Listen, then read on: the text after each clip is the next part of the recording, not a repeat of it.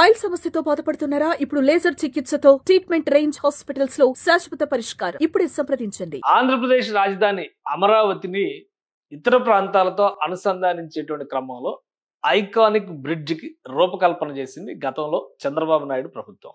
అయితే 2019లో జగన్మోహన్ రెడ్డి అధికారంలోకి వచ్చిన తర్వాత ఆ ప్రాజెక్టు పనులు పూర్తిగా ఆగిపోయిన పరిస్థితి. ఇప్పుడు మళ్ళీ ఐకానిక్ బ్రిడ్జ్ వస్తుందా రాదా? ఎందుకంటే ఈ 5 ఏళ్లలో చాలా పరిణామాలు జరిగినాయి. వెస్ట్ బైపాస్ పేరుతో ఐకానిక్ బ్రిడ్జ్ ప్రతిపాదించినటువంటి ప్రాంతానికి 2-2.5 కిలోమీటర్ల దూరంలోనే ఒక వంతెన ఏర్పాటైంది. ఇప్పుడు అది ప్రారంభోత్సవానికి కూడా సిద్ధమవుతుంది. ఈ క్రమంలో ఐకానిక్ బ్రిడ్జ్ ఓపెన్ చేస్తారా, మళ్ళీ ఆ పనులను ప్రారంభిస్తారా లేదా అని చర్చ జరిగింది. దీనికి మొత్తానికి కూడా ఒక కన్క్లూజన్ ఇచ్చింది ఏపీ ప్రభుత్వం, ముఖ్యంగా Amaravati development corporation. Iconic bridge place మారుతుంది. ఆ బ్రిడ్జ్ నిర్మాణానికి సంబంధించినటువంటి కన్సల్టెంట్ని నియమించే ప్రక్రియకి నోటిఫికేషన్ రిలీజ్ చేసింది అమరావతి డెవలప్మెంట్ కార్పొరేషన్. సో ఎక్కడి నుంచి ఎక్కడికి ఈ బ్రిడ్జ్ రాబోతుంది? గతంతో పోల్చి చూసినప్పుడు గతంలో ప్రతిపాదించినటువంటి బ్రిడ్జికి ఇప్పటి బ్రిడ్జికి ఎలాంటి తేడా ఉంది? గతంలో ఇచ్చినటువంటి నమూనా కూచిపూడి ముద్రల దగ్గర నుంచి కొండపల్లి బొమ్మల వరకు అనేక రకాల నమూనాలను ఉపయోగించడం ద్వారా ఒక 2 స్టెప్ బ్రిడ్జిగా దీన్ని ఐకానిక్ గా మలచాలని గతంలో ప్రభుత్వం భావించింది. మళ్ళీ దాదాపు ఈ అంశాలన్నీ అందులో ఉంటాయా లేదా ఒకసారి పరిశీలించేటువంటి ప్రయత్నం చేద్దాం. అమరావతి బ్రిడ్జికి సంబంధించినటువంటి నోటిఫికేషన్ ఇది రిలీజ్ చేసి సెలక్షన్ ఆఫ్ కన్సల్టెంట్స్. ఈ కన్సల్టెంట్స్ గతంలో చేసినటువంటి బ్రిడ్జికి అయితే ఎల్ఎన్టీని కన్సల్టెంట్ గా అపాయింట్ చేసి ఎల్ఎన్టీ ఇచ్చిన డిజైన్స్ ని అప్రూవ్ చేశారు. నిర్మాణం కూడా ఎల్ఎన్టీనే మొదలు పెడుతుందని చెప్పని అనుకున్నారు. చివరి నిమిషంలో ఇక్కడ ఆగిపోయినటువంటి పరిస్థితి. ఇప్పుడు మళ్ళీ సెలక్షన్ ఆఫ్ కన్సల్టెంట్ అంటే మళ్ళీ మొదలెట్టాల్సినటువంటి పరిస్థితి వచ్చింది. Request for qualification come proposal quality and cost based selection అనేటువంటి ప్రతిపాదన రిలీజ్ చేసింది. Request for proposals of approach appointment of consultant for preparation of detailed project report for Amaravati iconic bridge over river Krishna connecting NH65. అంటే ఇది Hyderabad Vijayawada highway Machilipatnam వరకు వెళ్తుంది. ఇది Hyderabad Vijayawada highway ఎక్కువగా మనం విజయవాడ వరకు కనెక్టివిటీని చూస్తే కనుక NH65 ఇది. దీనిపైన చేసేటువంటి నిర్మాణం నియర్ మూలపాడు. సో లొకేషన్ కూడా క్లారిటీ వచ్చేసింది. అంటే ఉమ్మడి కృష్ణా జిల్లా ప్రస్తుతం ఎన్టీఆర్ జిల్లాలో ఉన్నటువంటి మూలపాడుని ఇక్కడ సెలెక్ట్ చేశారు. మూలపాడు నుంచి ఈ ఐకానిక్ బ్రిడ్జ్ నిర్మాణానికి సంబంధించిన ప్రణాళిక. అలానే 2N13 రోడ్ అమరావతి క్యాపిటల్. అంటే ఎక్కడ మొదలవుతుంది ఎక్కడ ఎండ్ అవుతుంది ఈ రెండింటికి కూడా ఇందులోనే ఆన్సర్ ఇచ్చేసారు. మూలపాడు నుంచి N13 రోడ్ అంటే రాయపూడి పరిధిలో వచ్చేటువంటి రోడ్ ఇది. N13 రోడ్ వరకు దీని నిర్మాణం ఉంటుంది. మార్చి నెలలో దీనికి సంబంధించినటువంటి అమరావతి డెవలప్మెంట్ కార్పొరేషన్ ఈ నోటిఫికేషన్ ని రిలీజ్ చేసింది. ఇక మూలపాడు ఎందుకు సెలెక్ట్ చేశారంటే లొకేషన్ వైజ్ గా ఉన్నటువంటిది ఒకటి. అలానే ఈ మధ్య కాలంలో మూలపాడులో క్రికెట్ అకాడమీ ఒకటి పెట్టాలని దాన్ని అమరావతికి అనుసంధానంగా ఈ ప్రాంతంలో అంటే రాయపూడికి అతి సమీపంలోనే అక్కడ స్పోర్ట్స్ సిటీ కూడా రాబోయే రోజుల్లో డెవలప్ అవుతుంది. సో ఈ క్రికెట్ అకాడమీ రాబోతుంది. హైవే మీద ఉన్నటువంటి ప్రాంతం వీటన్నిటిని దృష్టిలో పెట్టుకొని మూలపాడుని ప్రతిపాదించారు. కొత్త ప్రతిపాదన ప్రకారం లొకేషన్ జాగ్రఫీ ఎక్కడ వస్తుంది, ఎలాంటి అవకాశాలు ఉన్నాయి దీనిలో ఇది పరిశీలిద్దాం. ఇది అమరావతికి సంబంధించినటువంటి రోడ్ స్ట్రక్చర్ మ్యాప్. ఇది మొత్తం 38 రహదారులు వస్తున్నాయి. ఇది అందరికీ తెలిసిందే. ఒక రోడ్ గ్రిడ్ నెట్వర్క్ అనేటువంటి మాట ఉపయోగిస్తారు. టోటల్ 38 రహదారులు వస్తున్నాయి. ఇటు ఈస్ట్ వైపు వెళ్లే రహదారులు, ఇటు నార్త్ వైపు వెళ్లే రహదారులు, ఇటు 19, ఇటు 18, ఇటు 18 రహదారులు వస్తున్నాయి సీడాక్సిస్ రోడ్డుతో కలిపి. సో ఇందులో E10 అంటే ఇక్కడ N13 కి సంబంధించినటువంటి రహదారి ఇది. ఈ రెడ్ మార్క్ కనిపిస్తుంది N13. దీనికి అనుసంధానించే దిశగా ఐకానిక్ బ్రిడ్జ్ రాబోతుంది. సో ఇది ఆ జాగ్రఫీ పరంగా చూసినప్పుడు N13 రహదారికి సంబంధించి ఒకసారి మనం పరిసర ప్రాంతాలను గమనిద్దాం. ఈ బాక్సెస్ రూపంలో కనిపిస్తున్న ప్రాంతం మొత్తం కూడా ఇప్పుడు ఏవైతే ఐకానిక్ టవర్స్ గా నిర్మాణం జరుగుతున్నాయో వాటికి సంబంధించినటువంటి నిర్మాణ ప్రతిపాదనలు ఇవి. వాటికి అతి సమీపంలో నుంచే ఈ N13 రహదారి వెళ్తుంది. సో ఇది కనెక్టివిటీ ఇచ్చేటువంటి అవకాశం ఉంటుంది. అలానే గతంలో ప్రతిపాదించినటువంటి ప్రాంతం ఇది. ఎందుకంటే ఇదంతా కూడా సీడ్ క్యాపిటల్ ఏరియాలో, కోర్ క్యాపిటల్ ఏరియాలో వచ్చేటువంటి అడ్మినిస్ట్రేటివ్ క్యాపిటల్ భవనాల సముదాయం కింద మనం చూడాల్సి ఉంటుంది. ఈ రహదారి ఈ చివరి నుంచి ఆ చివరి వరకు కనెక్ట్ అవుతుంది కాబట్టి దాని మీద మనకు ఒక క్లారిటీ ఉంది. ఇక గతంలో ప్రతిపాదన చేసినటువంటి ప్రాంతాన్ని కూడా ఒకసారి మనం పరిశీలిద్దాం. గతంలో ప్రతిపాదన చేసినటువంటి ప్రదేశం ఇది N10 రహదారి దగ్గర నుంచి నిర్మాణం చేయాలనేటువంటి ఒక ఆలోచన చేశారు. పవిత్ర సంగమం దగ్గరికి వెళ్ళి కనెక్ట్ అవుతుందంటే ఈ రహదారి N10 ఇది వాస్తవానికి ఇక్కడ మనం గమనిస్తే administrative capital area buildings, iconic buildings అన్ని ఉన్నది ఈ ప్రాంతంలో. అంటే ఐకానిక్ బిల్డింగ్స్ కి యువతలి పక్కన ఈ నిర్మాణం చేయాలనేటువంటి ఆలోచన చేశారు. అంటే విజయవాడకి సమీపంలోకి వెళ్ళేటువంటి ప్రాంతం. ఇలా ఇక్కడ పవిత్ర సంగమం దగ్గర ఇక్కడ నుంచి ఈ N10 ఇటు వెళుతుంది. ఇక్కడ పవిత్ర సంగమం దగ్గర కనెక్షన్ అవుతుంది. అలా కనెక్ట్ అవడం వల్ల విజయవాడ నగరం నుంచి వచ్చేటువంటి జనం కూడా అమరావతిలోకి రావడానికి అదొక యాక్సెస్ పాయింట్ అవుతుంది అనేటువంటి ఆలోచన అప్పట్లో రాష్ట్ర ప్రభుత్వం చేసింది. దీనికి సంబంధించినటువంటి డిజైన్ మీరు బాక్స్ లో ఇందాక చూసినటువంటి వీడియో, ఆ బాక్స్ లో వేసినటువంటి వీడియో ఏంటంటే ఆ డిజైన్ ని ఒక తీగల వంతెనగా డిజైన్ చేసి దీనిలో కూడా 5 స్టేజెస్ వంతెన మార్గంలో విజయవాడ నుంచి మొదలయ్యేటువంటి క్రమంలో కేవలం నార్మల్ వంతెన మార్గంగానే కనిపిస్తుంది ఇది. కానీ అమరావతి ప్రాంతానికి వచ్చేసరికి అది ఒక డబుల్ డెక్కర్ వంతెనగా మారుతుంది. అక్కడ అనేక రిక్రియేషన్స్, సాంస్కృతిక కార్యక్రమాలకు సంబంధించినటువంటి శిల్పారామం లాంటి వ్యవస్థలతో సహా ఆంధ్రుల సంస్కృతి వైభవాన్ని, అమరావతి చరిత్రని చెప్పే విధంగా ఆ ఐకానిక్ బ్రిడ్జిని డిజైన్ చేయాలని అప్పట్లో ప్రభుత్వం ప్రయత్నించింది. 1387 కోట్ల రూపాయల అంచనా వ్యయం వేశారు. పనులు ప్రారంభించారు. L&T సంస్థకి అప్పగించారు. నిర్మాణం ముందుకు వెళ్ళేటువంటి క్రమంలో ఎలక్షన్స్ జరిగినాయి. ఎలక్షన్స్ తర్వాత ప్రభుత్వం మారడం, ఆ బ్రిడ్జిని అక్కడతో ఆపేయడం జరిగింది. సో అది పాత ఐకానిక్ బ్రిడ్జికి సంబంధించినటువంటి చరిత్ర. పైగా పాత ఐకానిక్ బ్రిడ్జి ఈ రూట్ని మనం ఒకసారి గమనించి చూస్తే పవిత్ర సంగమంతో కనెక్ట్ అయ్యేటువంటి ప్రదేశం కాబట్టి పవిత్ర సంగమాన్ని కూడా ఒకసారి పరిశీలిద్దాం డిస్టెన్స్ వైజ్గా. ఇది అమరావతి ప్రాంతంలో N10 రహదారికి వచ్చేటువంటి ప్రాంతం. అక్కడి నుంచి చూసినప్పుడు ఇది N10 వచ్చేటువంటి ప్రాంతం. ఇక్కడి నుంచి చూసినప్పుడు పవిత్ర సంగమం ఈ ప్రాంతానికి వస్తుంది. ఇంకొక విషయం ఏంటంటే ఇది మొత్తం 3.2 కిలోమీటర్ల వంతెన అవుతుంది. ఈ 3.2 కిలోమీటర్ల వంతెనే అంత డిజైన్ చేశారు. అయితే అమరావతికి ప్రధానంగా విజయవాడ నగరానికి మధ్య ఉన్నటువంటి కృష్ణా నదిలో కొన్ని ప్రత్యేకతలు ఉన్నాయి. చాలా ఐలాండ్స్ ఉంటాయి కృష్ణా నదిలో. ఈ ఐలాండ్స్ మనం ఎప్పుడు కూడా గమనించం. ఇవన్నీ కూడా ఐలాండ్సే. కానీ ఇది మనం కేవలం ఒక నదిగానే చూస్తాము.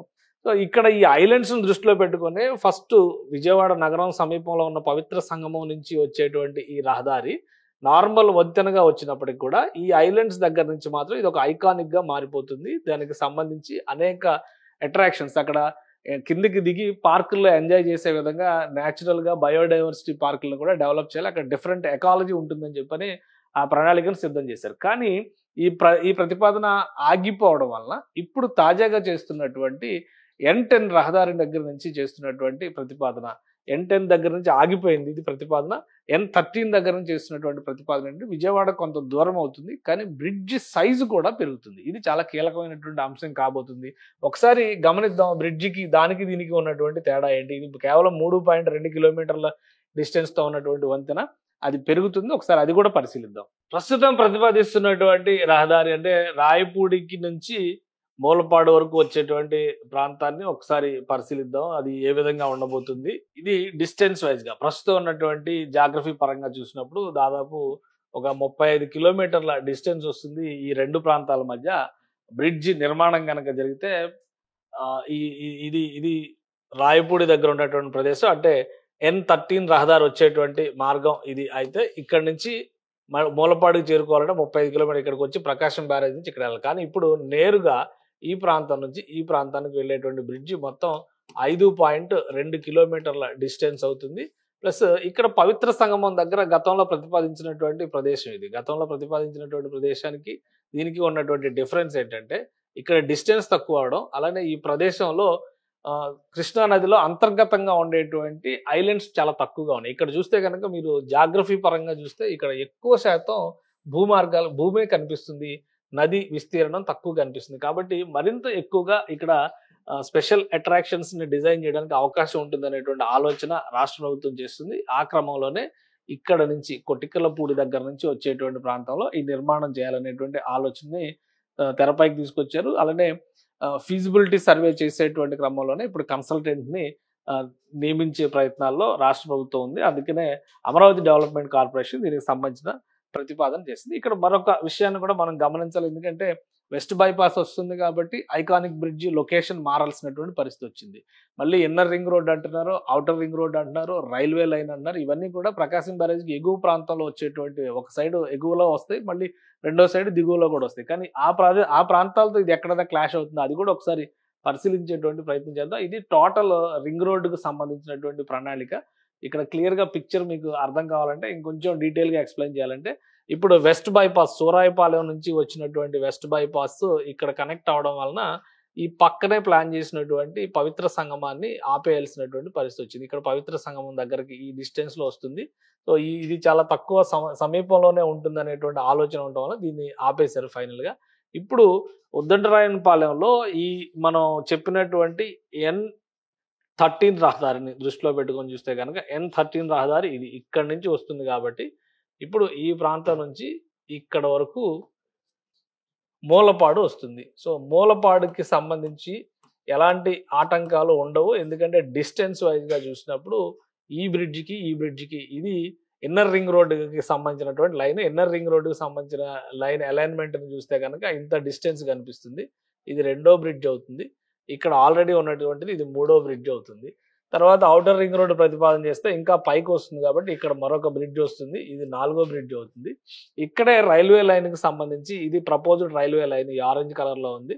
ఇక్కడ మరొక బ్రిడ్జ్ కూడా వస్తుంది, కానీ అది రైల్వే బ్రిడ్జ్ అవుతుంది. సో నార్మల్ ప్రయాణాలు చేయడానికి ఇది సాధ్యమయ్యేటువంటిది కాదు, రైల్వే లైన్ కి సంబంధించినటువంటి బ్రిడ్జి.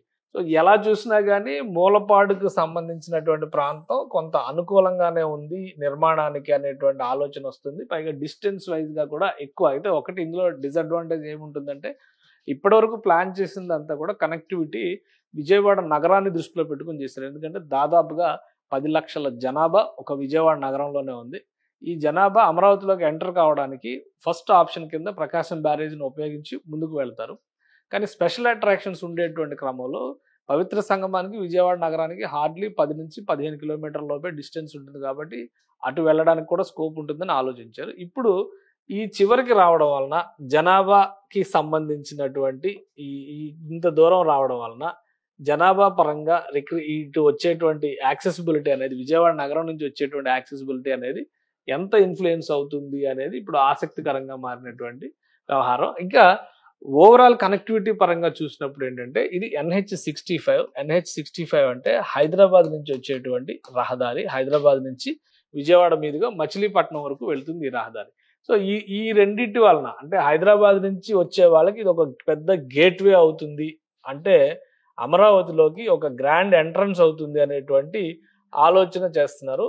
ఇందులో ఎంతవరకు ఆ పాసిబిలిటీస్ ఉంటాయనేది చూడాలి. కానీ ఇన్ని స్పెషల్ అట్రాక్షన్స్ పెట్టినప్పుడు రిక్రియేషన్ పరంగా చూసినప్పుడు విజయవాడ నుంచి మూలపాడికి డిస్టెన్స్ ఎంత వస్తుంది? సో ఇది డిస్టెన్స్ పరంగా చూసినప్పుడు వచ్చేటువంటి సమస్య. అయితే విజయవాడ నగరానికి మూలపాడికి ఎంత డిస్టెన్స్ వస్తుంది అనేది కూడా ఒక్కసారి పరిశీలిద్దాం. విజయవాడ నగరానికి మూలపాడికి వచ్చేటువంటి డిస్టెన్స్ దాదాపు 25 కిలోమీటర్లు కనిపిస్తుంది. 25 కిలోమీటర్ల డిస్టెన్స్ అంటే ఇక్కడి నుంచి అక్కడికి ప్రయాణం చేయాలంటే ఇక్కడ నుంచి 25 కిలోమీటర్ల ప్రయాణం చేయడం ఒకటి, తర్వాత అమరావతి లోపలికి వెళ్ళేటువంటి మార్గం ఇంకొకటి. ఈ డిస్టెన్స్ వైజ్ గా కొంత ఇబ్బందికరమైనటువంటి పరిస్థితి ఉన్నప్పటికీ కూడా వెస్ట్ బైపాస్ నిర్మాణం తర్వాత అనివార్యంగా లొకేషన్ మార్చక తప్పని పరిస్థితి ఏర్పడుతుంది. సో అందుకనే దీన్ని మరికొంత డిఫరెంట్ గా డిజైన్ చేయడానికి అవకాశం ఉంది. ఎందుకంటే అమరావతిలోకి ఎంటర్ కావడం ఒకటే లక్ష్యం అయినప్పుడు పవిత్ర సంగమం నుంచి ఐకానిక్ బ్రిడ్జిని డిజైన్ చేసినటువంటి విధానం ఒక రకంగా ఉంది.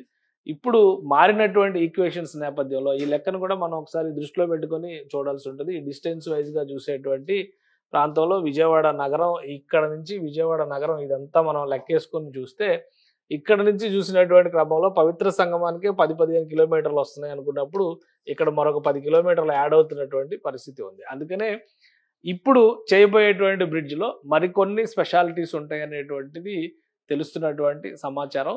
ఏ విధంగా డిజైన్ చేస్తారు ఆ బ్రిడ్జికి రీచ్ అయ్యేటువంటి క్రమంలో కూడా, ఎందుకంటే అక్కడ యాక్సెసిబిలిటీ అనేది కూడా చాలా కీలకమైనటువంటి పాయింట్ అవుతుంది కాబట్టి ఈ రెండింటిని ఫీల్డ్ లెవెల్లో సర్వే చేయడము, దానికి కావాల్సినటువంటి మార్పులు చేర్పులు ఇవన్నీ కూడా తీసుకురావడం ద్వారా ఒక సమగ్రమైనటువంటి నివేదిక తయారు చేయాల్సినటువంటి అవసరం ఉంటుంది. అందుకనే ఒక స్పెషలిస్ట్ కన్సల్టెంట్ని అపాయింట్ చేసేటువంటి పనిలో ఏపీ ప్రభుత్వం బిజీగా ఉంది. దానికి సంబంధించినటువంటి నోటిఫికేషన్ ఇచ్చింది. బహుశా 3 నెలల్లో దీనిపైన ఒక సమగ్ర నివేదిక వచ్చేటువంటి అవకాశాలు కనిపిస్తున్నాయి. సుమన్ టీవీలో మీ పర్సనల్ అండ్ బిజినెస్ ప్రమోషన్స్ కోసం కింది నెంబర్కి కాంటాక్ట్ చేయండి.